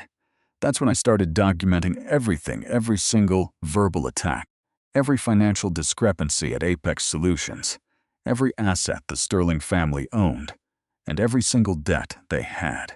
I spent 2 years building a file so thorough that when Isabella finally decided to act, she would be completely protected and ready for a hostile takeover. That wasn't the original plan, Isabella admitted. I was just going to file for divorce, take my settlement, and vanish. But then Ethan filed first, and the papers he served me the $50,000, the rundown apartment, the absolute cruelty of it all. Something inside me just snapped. I realized that leaving with quiet dignity wasn't going to teach him a thing. He would just walk away thinking he'd won, thinking he had successfully thrown away his useless wife. And he would do it again to the next woman, and the next. She looked right at Ethan, who was still slumped over with his head in his hands. So I decided to make sure there would be no next woman. I decided to make sure the world knew the truth about you, Ethan. Not the charming, successful man you pretend to be, but the cruel, incompetent fraud you really are. Ethan's voice was muffled by his hands. I wasn't always cruel. In the beginning, I really did try to be a good husband. For about 6 months, Isabella agreed, and then your mother convinced you I wasn't good enough. And you went along with it because it was easier than fighting her. You chose her over me, every single time. In every argument, every conflict, every moment you had to pick between your wife and your mother, you picked her. She's my mother, and I was your wife. I was supposed to be your family too, but you never treated me like family. You treated me like an employee. Well paid, sure, but an employee nonetheless. I was there to manage your house, warm your bed, and look good on your arm at parties. I was never your partner. I was your staff. Catherine's taxi arrived. Marcus walked her to the door, but she stopped, turning back to glare at Isabella. "You have destroyed us. I hope you're happy." "I'm not happy," Isabella replied. "I am relieved. There is a difference." Catherine left without another word. The room felt bigger, the poisonous energy finally gone. Victoria saved her notes and stood up. "Miss Moretti, thank you for your time. This story will run in tomorrow's morning edition, both in print and online. I'm also going to recommend a full feature story for the weekend magazine. Is that acceptable?" "It is, and Mr. Sterling, any comment for the story?" Ethan raised his head slowly. His eyes were red, his face a mess from crying. "Tell them I'm sorry. Tell them I was a fool. Tell them Isabella deserved better. Tell them all of it, I will." Victoria gathered her things. "For what it's worth, Mr. Sterling, I hope you learn from this. I hope you become a better person, but I also hope you face the consequences for what you did." Both of those things can be true. After Victoria left, just Isabella, Ethan, Daniel, Marcus, and David remained in the room. The documents were still spread out on the table. It was physical proof of the Sterling family's complete and total collapse. "What happens now?" Ethan asked quietly. "Now, you cooperate with the police investigation into Jessica," Daniel said. "You testify about the fraud scheme. You sign over all remaining company assets to Helios International. You declare personal bankruptcy. And you find a criminal defense attorney, because even with your cooperation, you are going to be charged. And my mother? Your mother will also declare bankruptcy. She will lose the estate. She will probably end up in government-subsidized housing. Her social standing will be completely destroyed. Her friends will abandon her. Everything she values most will be gone." Isabella's voice wasn't cruel, but it wasn't kind either. "She'll survive. People like Catherine always do, but she will finally be humbled. This will destroy her. No, it won't. It will just force her to live like a normal person and not a queen. It will be awkward and embarrassing for her, but it won't destroy her, though I bet she'll wish it had." Ethan stood up, shaking, looking around the room as if to memorize it. "I never should have filed for divorce. If I had just asked questions, if I had paid attention, if you'd treated me like a person with feelings, we wouldn't be here." Isabella finished for him, "But you did not. And now you are dealing with the outcome of your choices. That's how life works, Ethan. Your actions have consequences." "I loved you," he said, his voice low. "Maybe not in the way I should have, but I did. You loved the idea of a wife. You loved having someone to take care of you. You loved the status that came with marriage. But you never loved me. You never even knew me well enough to love me." Isabella stood up and collected her purse. "Goodbye, Ethan. I truly hope you learn from this and become a better man, but I also hope I never see you again." She walked toward the door, Daniel and Marcus right behind her. At the doorway, she stopped and looked back one last time. Ethan was standing alone, surrounded by the evidence of all his failures. His face was a mask of pure grief and regret. "For what it is worth," Isabella said softly, "I did love you. I really, truly loved you. And that is the worst part, because it means I wasted 8 years loving someone who was never worth it." Then she turned and walked away, leaving Ethan Sterling alone with the ruins he had built himself. Isabella's heels clicked across the marble lobby of Helios International, with Daniel and Marcus on either side of her. Her hands were steady. Her breathing was even, but inside, she felt like she was about to shatter. After 8 years of faking it, playing a role, and hiding who she was, it was finally over. The weight of it all was enormous. "Are you all right?" Daniel's voice was low, meant only for her. "I don't know. Ask me in a year." Isabella pushed through the doors into the cool night air. The sun was setting, painting the sky orange and purple. She walked into that building as one person and was now leaving as someone else. Or maybe, for the first time in years, she was leaving as herself. Marcus's phone buzzed. He glanced down, then looked at Isabella. The story is already online. Victoria posted it to get ahead of everyone else. That was fast. She knew it would spread like a wildfire. She wanted the scoop before anyone else could get it. Marcus showed her the phone. The headline read, "Secret CEO reveals 8-year marriage to a man who never knew her." Below that it said, "How Isabella Moretti built a billion-dollar empire while her husband treated her like hired help." Isabella's phone immediately started to ring.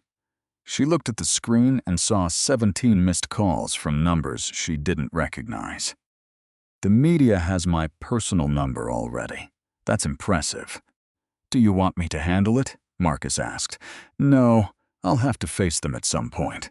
Might as well be now," she answered the next call. "This is Isabella Moretti." "Miss Moretti, this is Brad Chen with the Financial News Network. We would love to have you on our show tomorrow morning. I'm not doing interviews at the moment. Thank you." She hung up, and another call came in instantly. She rejected it. Then one more, and another. Daniel gently took the phone from her. "Let me handle this for tonight.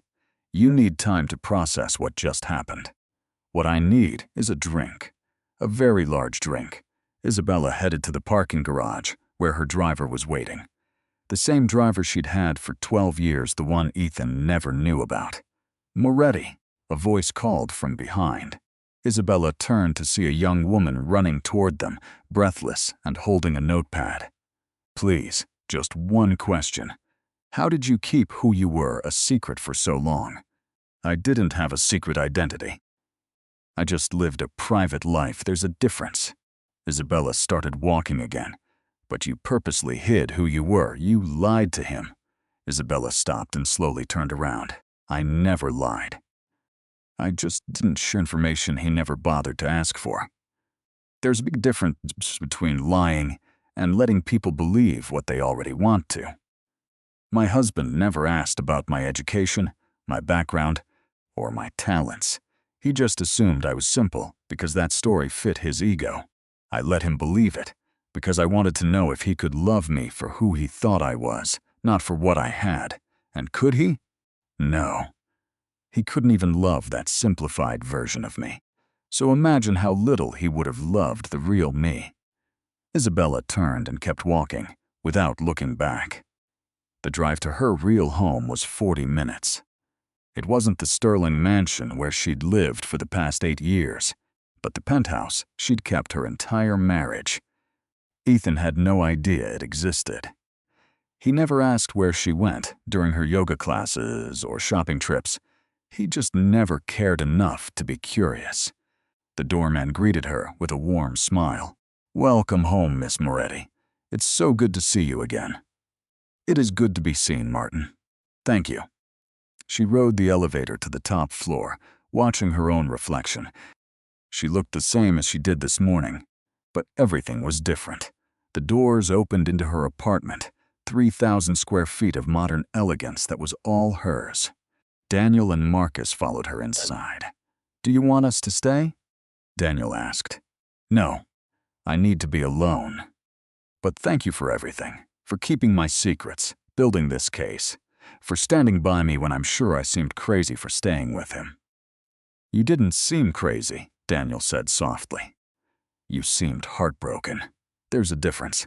Once they were gone, Isabella poured out a scotch and stood by the giant windows that looked out on the city. Somewhere out there, Ethan was probably still sitting in that conference room, trying to process how his entire world had just collapsed. Somewhere out there, Catherine was in a cab, going back to a mansion that would soon be seized.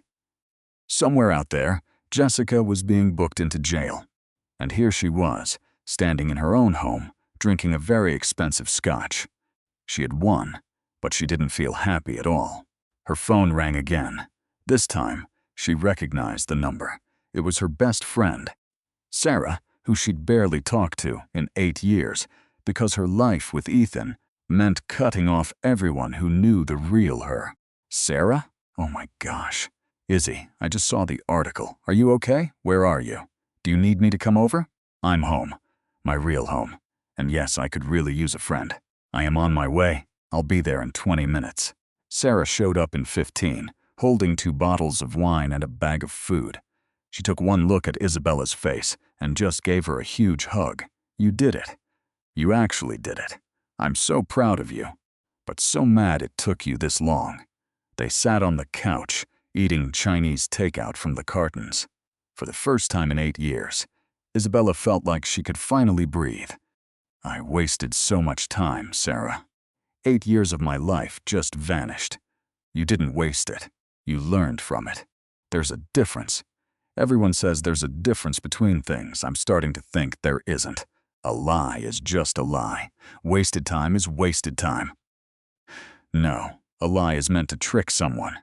What you did was protect yourself, and time spent learning who you are not is never wasted. It is an education.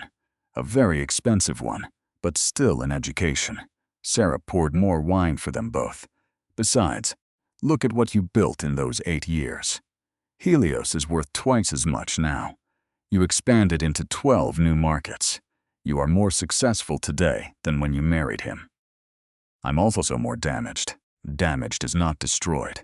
You are still here. You are still standing. That is what really matters. Isabella's phone buzzed. It was a text from Marcus. The story has over 2.3 million views in just the last 3 hours. You're trending on every social media platform. The board wants to schedule a press conference for Monday morning. She showed the text to Sarah, who began laughing. You're famous. How does it feel? Terrifying. I spent 8 years hiding. Now, everybody knows everything. Not everything. They may know the facts, but they don't understand the pain. They have no idea about the nights you cried yourself to sleep, or the times Catherine hit you, and you had to act like everything was fine. They just don't get the true cost. Maybe that's for the best. Some things need to stay private. Another text came through, this one from Daniel. Ethan tried to call me. He wants to speak with you. What should I tell him? Isabella typed back immediately. Tell him I have nothing to say to him. Not now, and not ever. Sarah read the message over her shoulder. Ooh, that's cold. I love it. What do you think he wants? Forgiveness, probably. Or maybe he is trying to salvage what's left of his reputation. It doesn't matter. I am done with him. Isabella put down her phone and picked up her wine. Do you know what the worst part of all this is? I still feel guilty. Even after everything, and knowing he never loved me, I feel guilty for ruining his life. That's because you are a good person. Good people feel guilty even when they do the right thing. It doesn't mean you were wrong. It just means you have a conscience, which is more than anyone can say for Ethan. They talked late into the night as Sarah filled Isabella in on 8 years of their missed friendship. Isabella felt all the tension slowly drain out of her body. By the time Sarah left at midnight, Isabella felt a little more human. But sleep wouldn't come. She just lay in bed, staring at the ceiling, replaying every moment of the day in her head.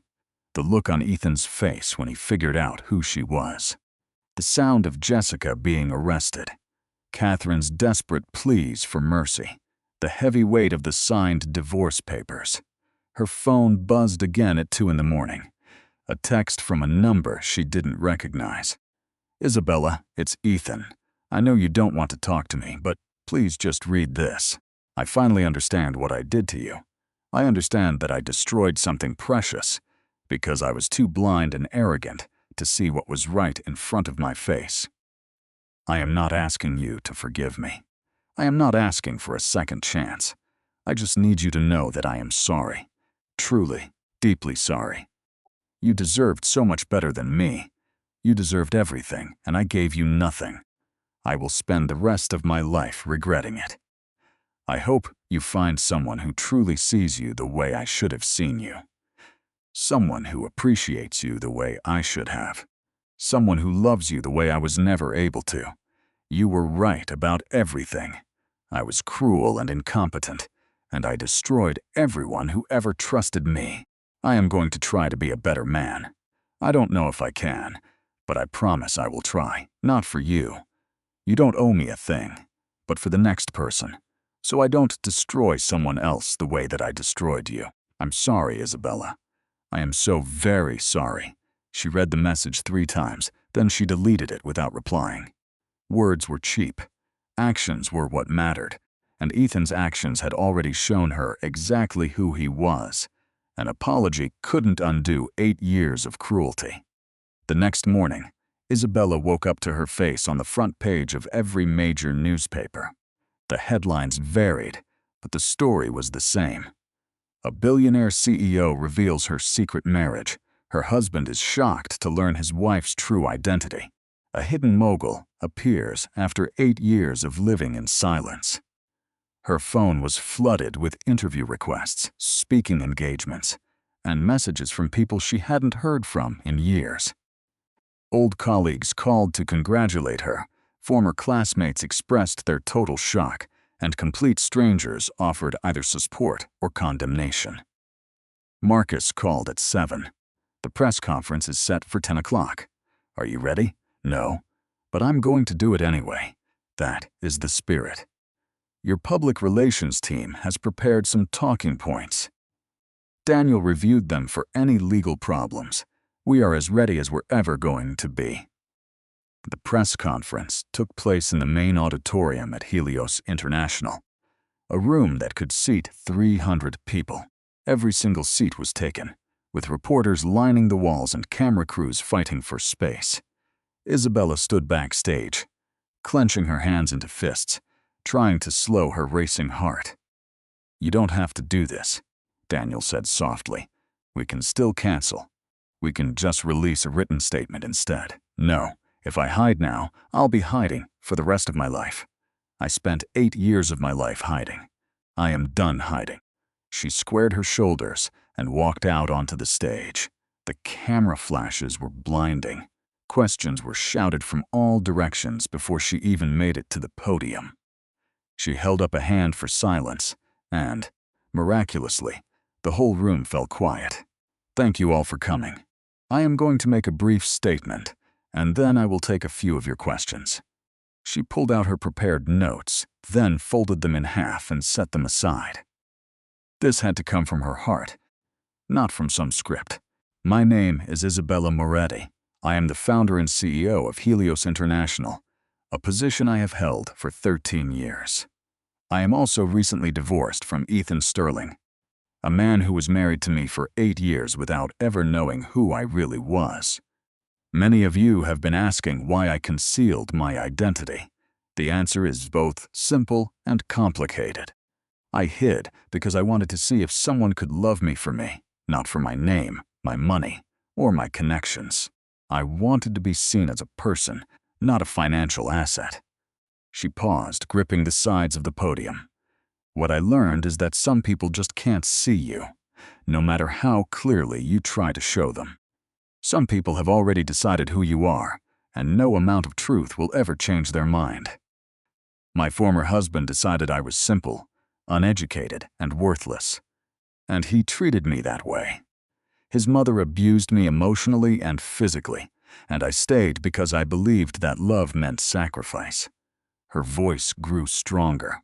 "But here is what I want everyone, especially all the women out there, to understand. Love does not mean erasing who you are. Love does not mean you have to accept abuse. Love does not mean making yourself smaller just so someone else can feel bigger. Real love sees you. Real love respects you. Real love lifts you up. It does not tear you down." Someone in the audience began to clap, and then another person joined in.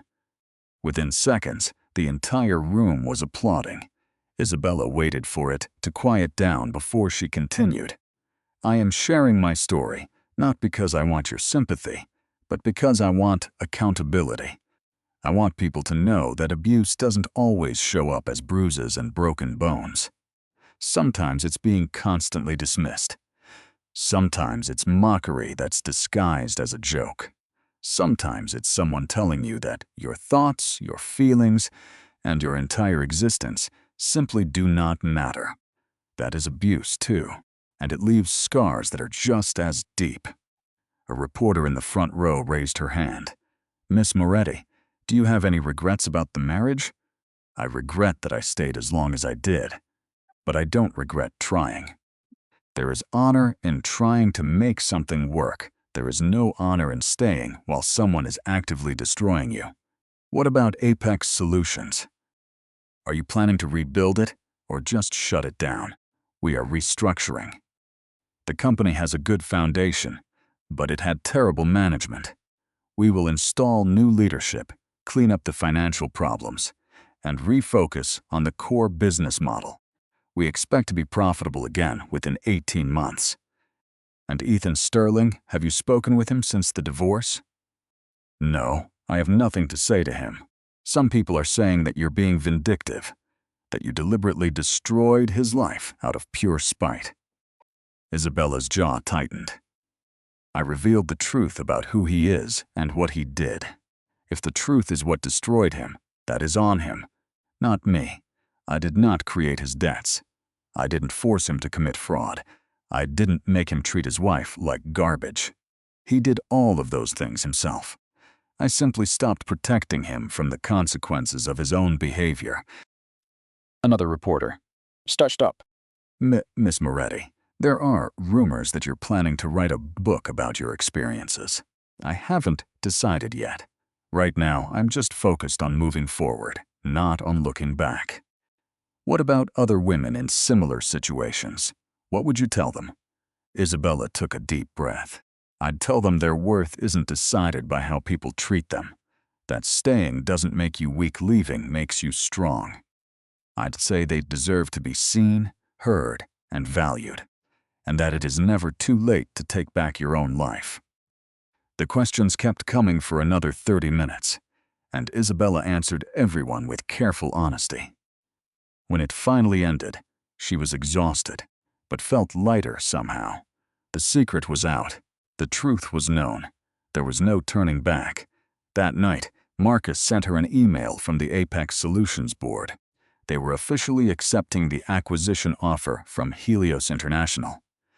And they wanted Isabella personally involved in the restructuring. They specifically asked for you, Marcus wrote. They believe you can save the company. She replied, tell them I will do it. Not for Ethan, but for the employees who shouldn't lose their jobs over an incompetent CEO. 3 days later, Isabella walked into the Apex Solutions building for the first time in 8 years. Of course, she had been here before attending company parties as Ethan's wife, just a quiet figure in the corner. But this time, she walked through the main entrance as the owner, and the change was stunning. Employees stared. Some knew her from the news. Others were just confused, wondering who this woman was walking around like she owned the place, which, of course, she now did. Good morning, she said to the receptionist. I am Isabella Moretti. I have a meeting with the department heads. The receptionist's eyes grew wide. Oh, Miss Moretti. Yes, of course. They are on the top floor, in the main conference room. As Isabella rode the elevator up, she remembered all the times she'd taken it before to bring Ethan the lunch or laptop he had forgotten. Back then, she was invisible, just a wife running an errand. Now, every single eye was on her. The conference room was packed. 20 department heads, all of them looking nervous. Most had worked for Ethan for years.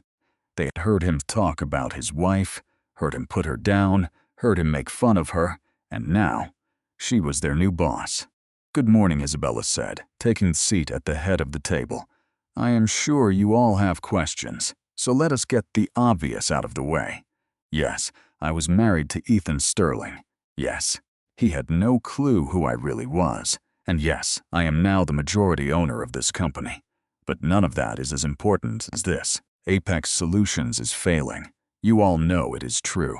The only question is, are we going to save this company, or are we going to let it die? A man in his 50s has raised his hand.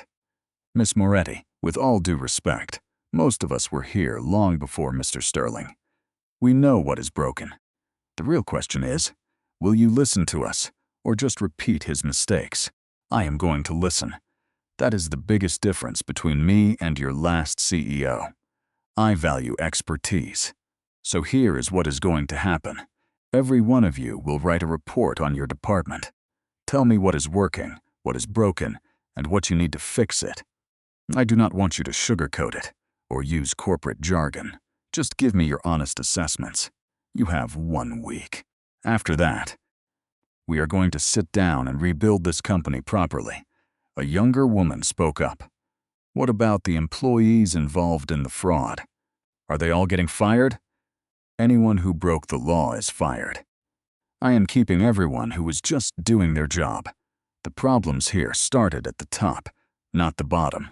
Most of you were lied to about the company's financials. That is not your fault. But from this day forward, we will have total transparency. No more hidden debts. No more fake numbers. Everything is coming out into the open. The meeting lasted for 3 hours. By the time it was over, Isabella understood just how badly Ethan had wrecked everything. It was far worse than any of the initial reports suggested.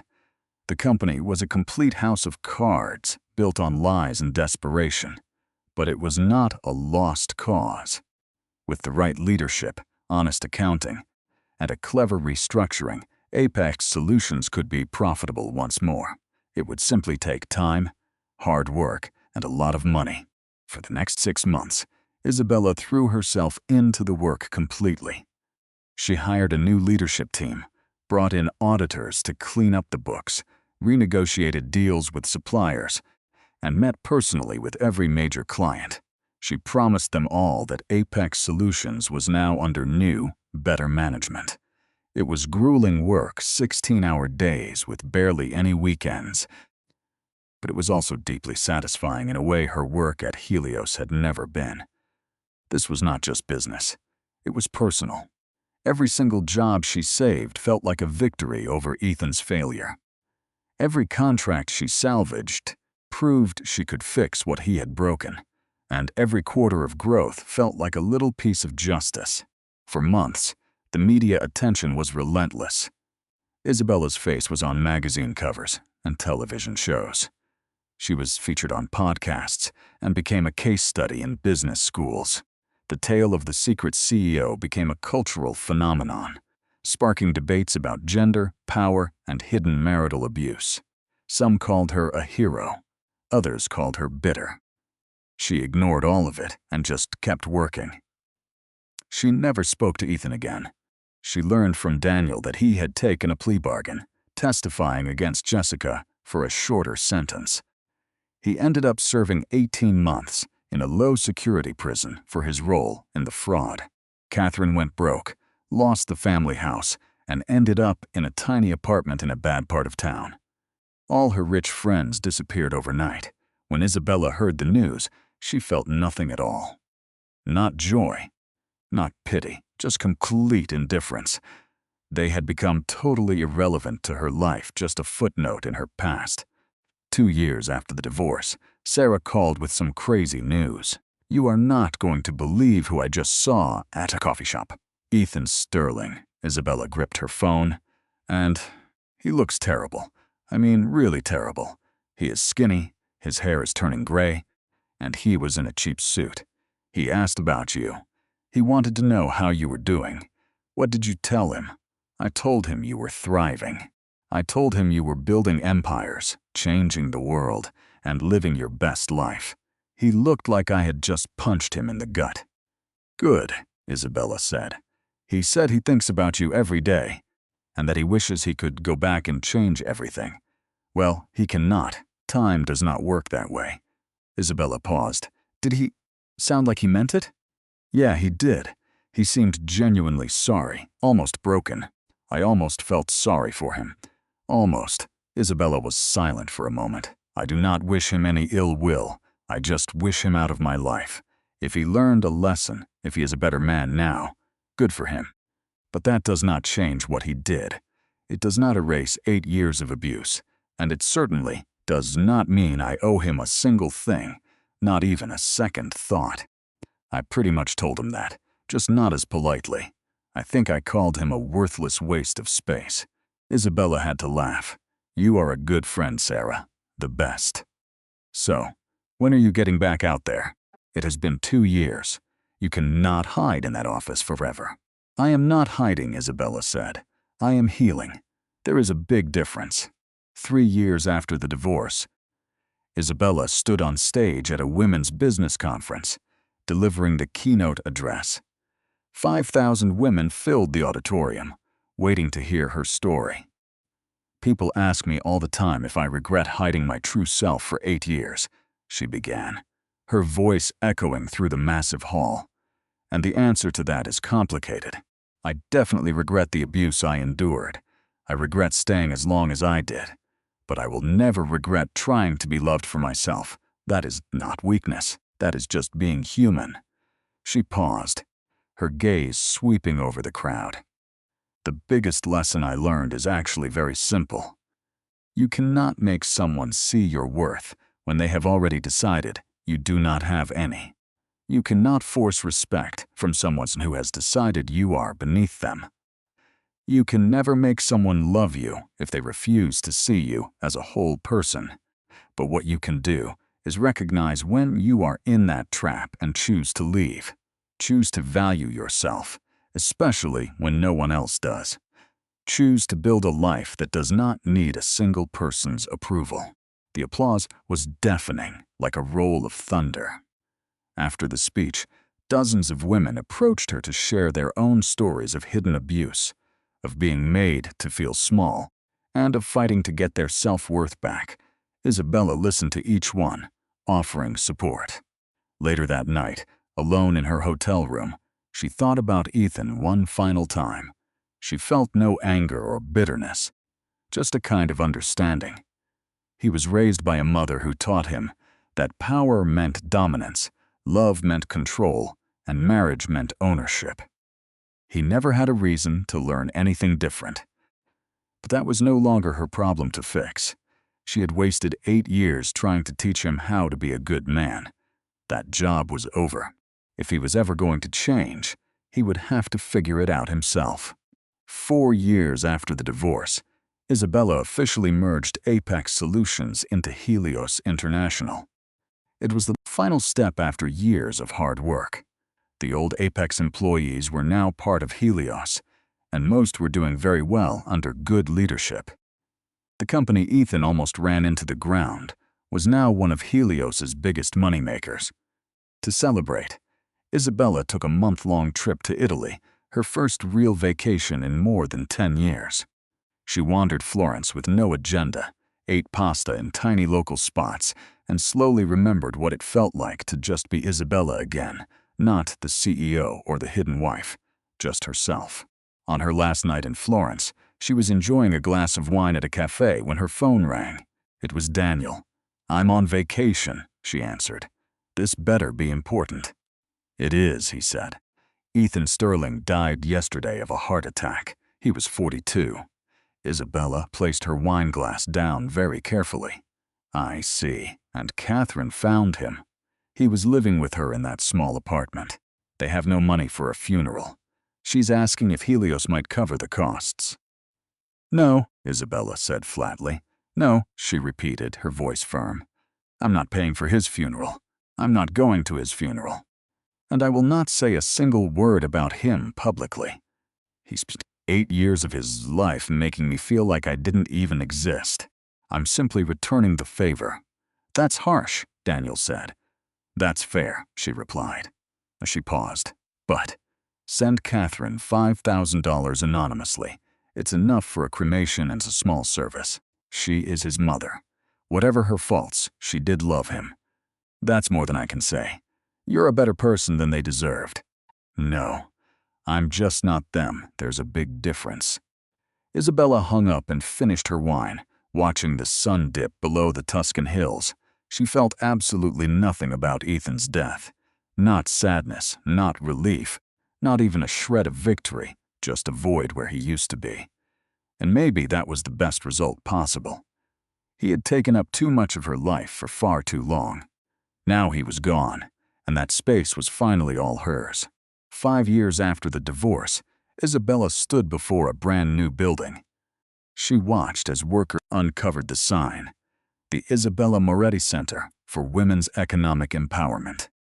She had paid for all of it, herself $40 million, to help women start businesses, escape abusive relationships, and rebuild their lives. Sarah stood beside her, tears running down her face. "Your dad would be so proud. I hope so.